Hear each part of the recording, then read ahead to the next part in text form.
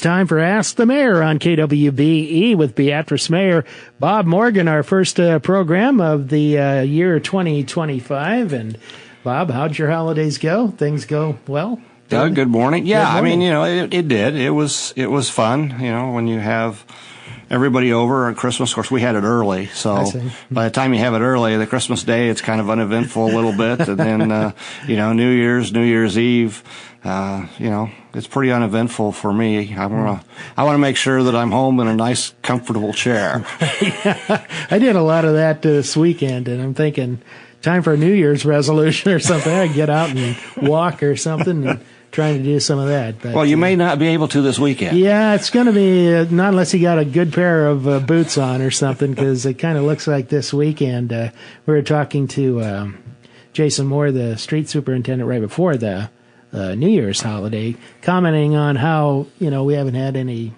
significant snowfall, and I hope I didn't jinx things, but looks like Saturday and Sunday could be an active one for city street crews, I imagine. Yes, the good thing is Jason and crew are there already. Mm-hmm. The bad side of it is if we get, 4 to 6 inches, first of all, people be careful where they park and be careful as we remove snow. Mm-hmm. But the other part of it is I think we have to also recognize for our employees that do a good job as they're out there, because they work pretty long shifts, and it's not only the street crews, but I believe they pull some people in from some other departments to run all the equipment and get rid of a lot of snow. So, while we would have liked to have a white Christmas, and now we don't, but January with the snow brings us some good moisture, but there'll be some long hours for some city employees. So the more we can help them out by giving them good spaces to clean the snow and those type of things, the better off they'll be and the better off the city will be.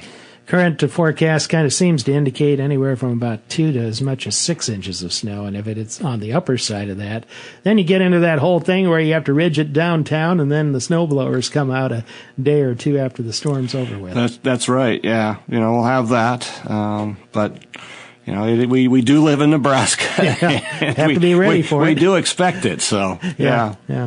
Just from a financial standpoint, you never really know.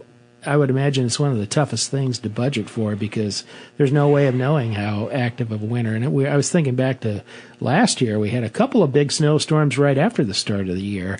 In fact, about this time, and then we had another one a week or two later. So I hope history's not repeating itself, but it kind of looks like it might be. So. It might be. I think even though it's hard to predict and cost-wise, a number of products that we buy can be carried over. Some can't, but, and also you'll see as we've done earlier this year and continue to do so, you'll see the black stripes that go over the bridges in some of those places. We'll make sure we put those down at the right time so that if it does snow, it'll help that snow come right off. And the vehicles kind of help spread that out, driving over the bridges and things. You can kind of see the path where it's helped out. So a lot of that material, too, it's not like you order it just a month in advance. It's ordered, 6 months in advance? It could be 6 months, 8 months in advance, depending on, the timeline. I think the supply chain has kind of worked itself out from COVID, so I think we're in a little better spot. But there are still some long delays that all the department heads have to be aware of as they work on new equipment and supplies. Yeah. I was thinking if it does pan out to be as heavy as it might be a snow emergency thing, so I guess just look at the city's website or kind of, for one, that's one option you can do to kind of keep aware of that. Absolutely. I think, I always think about it's kind of funny. I was going back to the days where I had to call school off or not at the college, and I never worried about the ones that were 4 to 6 inches and big warnings, because a lot of times those went around us. But when it said 1 to 3, I made sure I got up at 4 o'clock in the morning, because those 1 to 3s can catch you, and the next thing you know, you've got 6 inches and blowing snow and a blizzard. Yep. And then ice with it too sometimes. Yeah. So I never worried about the 4 to 6. I always worried about the 1 to 3. I imagine all the school superintendents are starting to get geared up, because usually in the area, when one kind of calls it off or says it's a late start, you start to see the dominoes start to fall there in the region. So there are some phone calls made to a number of people to figure out what people are going to do during that period of time. That's for sure. Kind of come up with something uniform that everybody can live with. So. Well, and there's that liability issue. If you decide to want to have school and somebody else cancels and the weather gets bad and people can't make it back, then they're going to second guess why you were open. Yeah. So there's pros and cons to that. I think, one of the things that I use that I'm sure all the other superintendents use at the best case scenario, you call off school, they miss a day of learning. Yeah. Worst case scenario, you don't call off school and somebody has a major accident. Yeah. So lives are worth a lot more than the one day of school. Kind of bus route availability in rural areas Right. too is tough this time of year for It is. secondary schools. Yeah, that's true. I forgot about that with the college because there's no buses. But growing up in Aurora, that was one of the big things. Is a lot of times it really depended on how much drifts were in the country and what the bus routes were. Yeah. No obstructions to stop the wind. It's tough sometimes. It out is. there. That's for It sure. is. Well, I'd talk a little bit about 2024. I know we touched on it a little bit the last time you were in, but maybe just from a city standpoint, how would you sum up the year in terms of some of the things you got accomplished or at least started to work on, and maybe the financial health of the city from this past year? Sure. Well, I think 2024 was a good year for us. I mean, you can start off with the raised grant of getting $22 million. That's a great shot in the arm to get started. I think, the rest of the years to come will be our planning years and our operational years to get that project done. So I think, there's going to be a lot of hard work yet to go. I think, if we look at the reroute of the highway by one block, we've had some interviews, and the Nebraska Department of Transportation's helping us with those interviews and helping pick out the design team, and it looks like we'll probably see on the agenda in a couple of weeks to have a contract with JEO to do that design work. I think also what you'll find for us, at least for the next 2 years, is a lot of that will be in the design process and really just lining things up for the project to be started, which probably won't start until 27 or 28. So it's amazing how much time it takes. But when you think about it, it's kind of an interesting process, because when we sat through the interviews, there was experiences of what you've done to develop other downtown areas and those type of things as kind of one of the interest points, to maybe a little more of a mundane area, but what's important, how do we handle water, rain, and sanitation and sewer as you're doing those type of things? Because if you look at it, a lot of that area is pretty flat.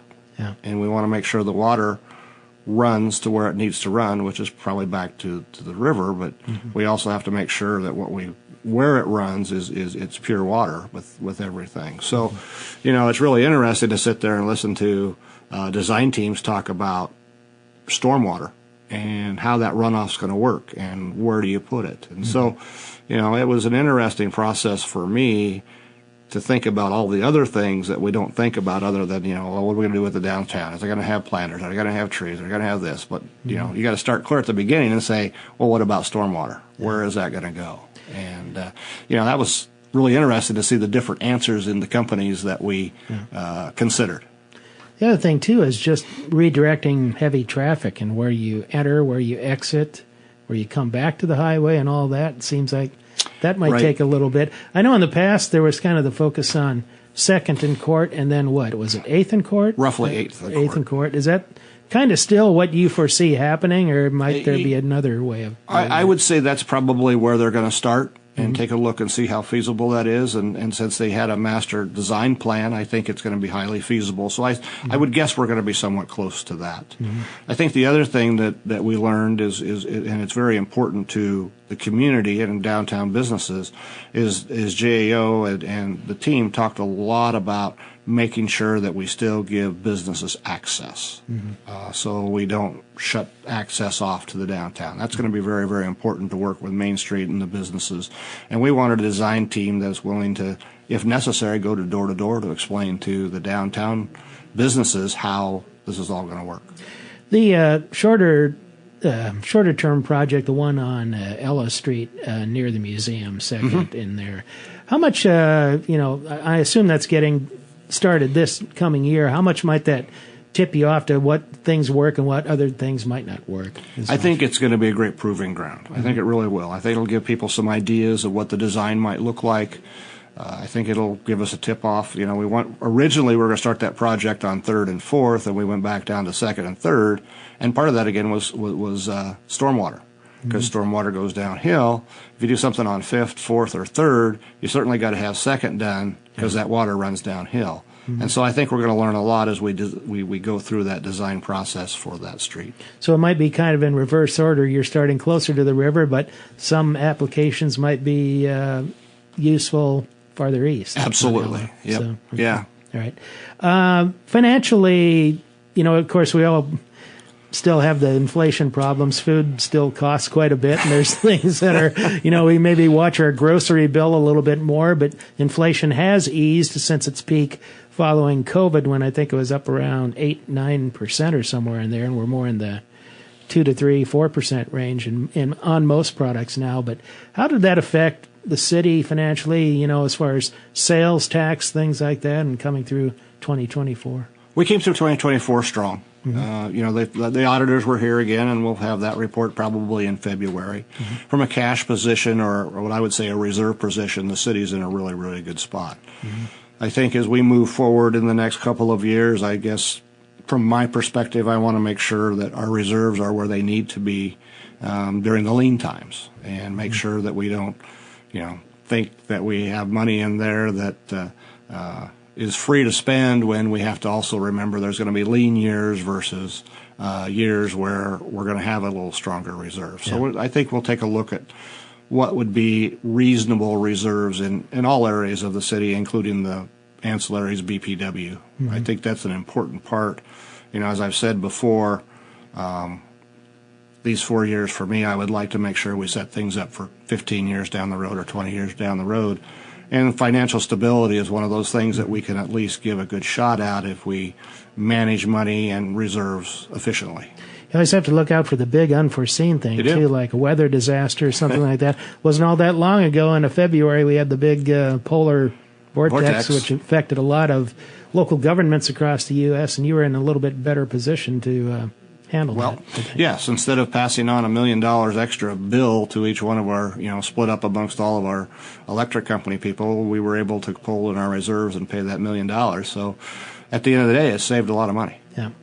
Back with more with Mayor Bob Morgan in just a moment here on Ask the Mayor this morning. 16 before 9 o'clock, back on Ask the Mayor with Beatrice Mayor Bob Morgan. Today, maybe back up just a little bit on the review of 2024. And we were talking about the Court Street corridor and the RAISE grant, but the Safe Streets for All project that you have going. At what stage are you on now, and what are the next steps there? I think that Safe Streets for All is just about finalized. And it was a study. First of all, let me back up. Safe Streets for All was a study that was done. That particular study is one of those studies that have to be done before we can apply for some major grants. It was interesting as well as we were talking about meeting actually with federal representatives, state representatives, and city representatives. There was a conversation that was going on about the RAISE grant and how you start that once that was happening, I think, in September. And then they found out that we were doing the Safe Streets for All study, and they were very pleased that we were, because there's very few people that have, or cities and communities that have completed that or even started that Safe Streets for All. And over the next couple of years, there's going to be a number of grant opportunities that are going to become available from the federal government where that Safe Streets for All is a requirement of study to be done. And so they were willing to also give us some clues and some help. I think the last city council meeting, we went ahead and hired Merchant McIntyre again for another year. And so what we're hoping for is that we're at the front of the line on working for some state Safe Streets for All grants that could help on, we did the major study on Lakin Street. So maybe there's some ways that we can move forward on those projects based on, based on having that done. Yeah. The Lincoln Corridor project do you foresee, of course, depending on if you get grants and things, but other monies available, do you foresee some of it maybe focusing on the intersections first and then stretches of the roadway, or how might that work out? I think, of course, it'll be done in sections. I think it'll really depend on a lot of it, again, on stormwater and those type of things. Do we need to do it in a progression, starting maybe at 5th Street and working our way to 19th, or can you do the intersections? I know probably one of the first things that we'll look at is the offset and how 5th Street there, or 6th Street, 6th and Court kind of, or 6th and Lincoln kind of line up. And there's another intersection, I think, is down on 13th Street. I think those are some of the areas that we have to look at first to see how we can handle those. Yeah. Taking the jogs out of there, which has always been kind of an accident threat in a way, or an accident waiting to happen, I guess, if somebody's not really paying attention to how you're driving in there. You know, I guess the good news for us back in 2024, again, as we planned out and did all these opportunities with some grants and studies, we're set again in a good place as we move forward the next couple of years. Okay. New landfill, that's a big project for this year. You've already approved the bid for the earthwork with a company in Nebraska, and next up is the buildings for that, the scale, things like that. Yes. On the second part of that bid package, how is that coming? I believe the bids were in. I believe the bids, and I'm not going to really get into the dollars because I don't have the bid sheet in front of me, but I think it was favorable. I think, you know, as we look at it, I think we were over some of the construction cost estimates that the design team had for the earthwork, but I also think now we were under as far as the building goes. So I think the project's kind of getting pretty much back on track of what the estimated costs were. I would guess that we will be approving probably that bid. I think we'll have a Boswell meeting before the city council meeting and approve the building bids maybe as early as this Monday. Okay.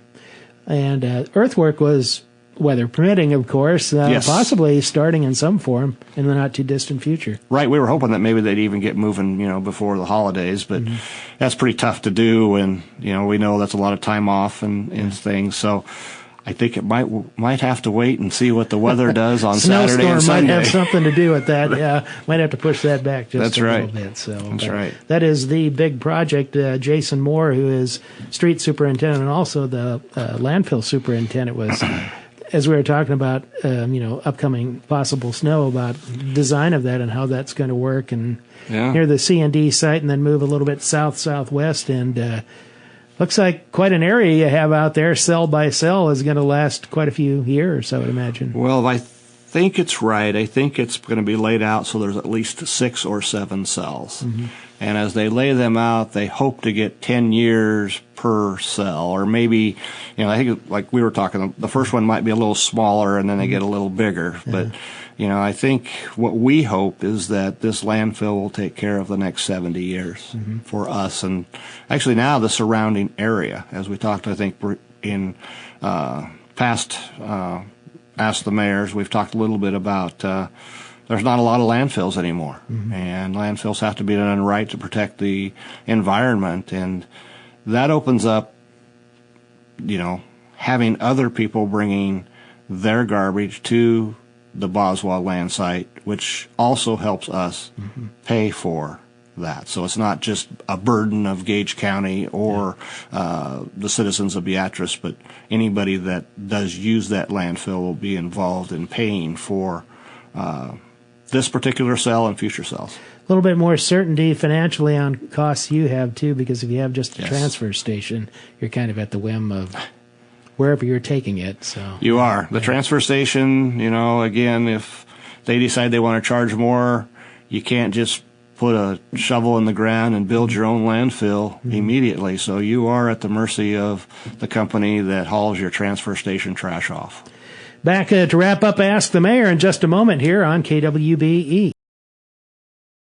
A few minutes left today on Ask the Mayor with Beatrice Mayor Bob Morgan. We talked about various grants that have been received, and a nice, on your website, nice kind of summary from Public Properties Director Mark he thought about, development of parks, tree resources, and things like that. And a couple of grants, if I remember, you received, one is from the Forest Service for planting, removal, an inventory system, maybe developing a comprehensive tree resources plan. You look at it, well, let's just take Chautauqua Park. Right. It's amazing how many trees are there. And if you took all of those out of there, that place would look a lot different.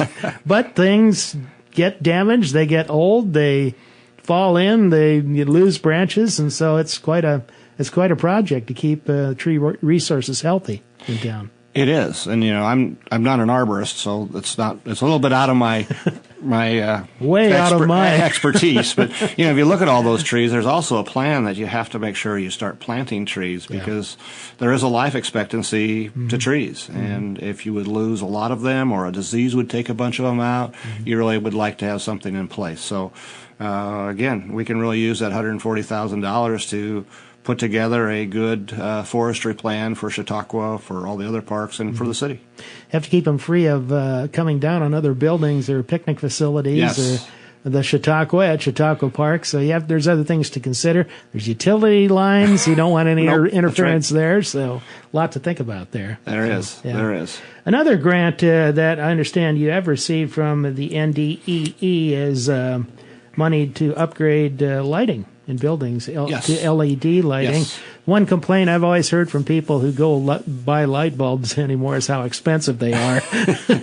But, every little bit of money into a program like this helps to kind of upgrade things, I imagine. Oh, yes, absolutely. If you look at the number of buildings that we have that are city-owned or the city at least helps with the electricity, there's a lot of savings that come from the operational period. And LED lights, yes, they are more expensive. However, yes, they do last longer.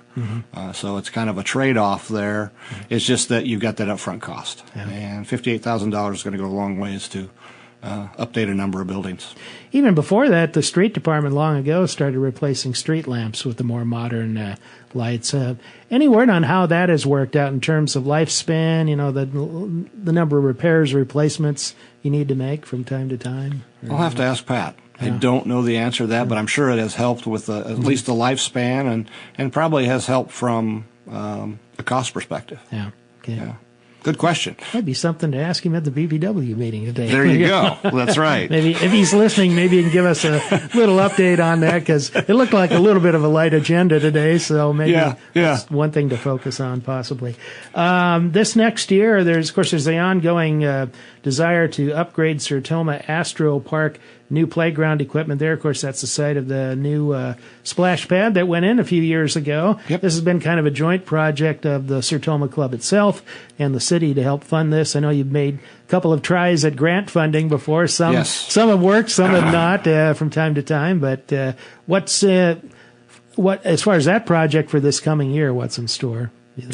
Well, I mean, we're going to continue to move forward, and I'm not sure where the playground equipment fits, but I think the fundraising process has been really, really good, and again, it's a great partnership with Sertoma to move that project forward. Yeah, it's kind of become a popular spot in the upgrades that have taken place so far, but once the new playground equipment comes in, maybe more kids, more neighbors use that park. So, absolutely, there will be. Yeah, and you didn't have the equipment problem with the with the splash. It worked this year. Yeah. It was nice this year. It had a full season under its belt, so that was good. Technology's great when it works. Yep.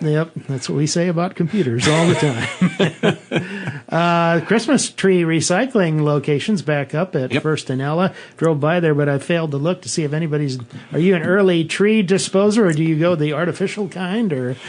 We did. We always went down, and made a big deal when the kids were younger to cut down a tree at Pinecrest and put it in the house. And then, I don't know, the kids grew up, and so the last 2-3 years we've had an artificial tree up.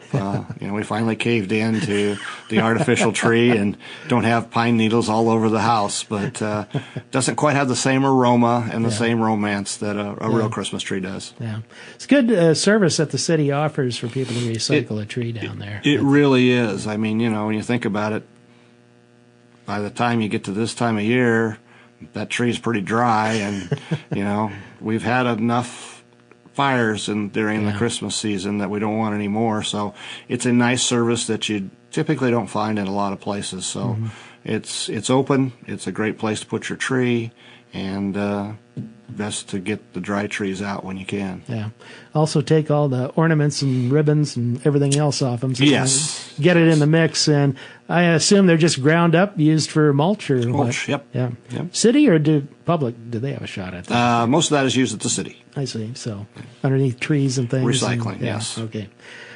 City council meeting is coming up Monday night, be the first one of the new year. We did talk about the bid possibly on the landfill as far as the building and the scale house. Anything you suspect? Maybe in the first 2 council meetings that'll be coming up this month? Or first council meeting, I know we'll probably at least take a look at.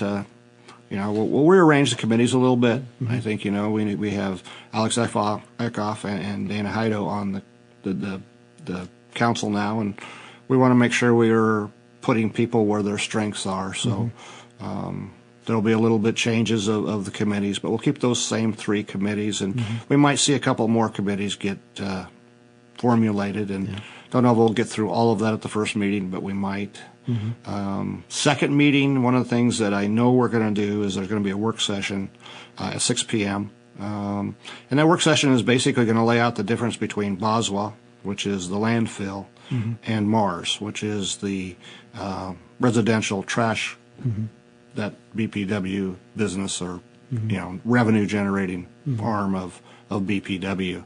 Because there seems to be a lot of confusion of what the difference is between the two. Okay. And so we want to line up and be transparent to the city of, here's the differences between the two. All right. And actually how that impacts the landfill. True. So. All right, Bob, we'll see you Monday night then. All right, sounds good.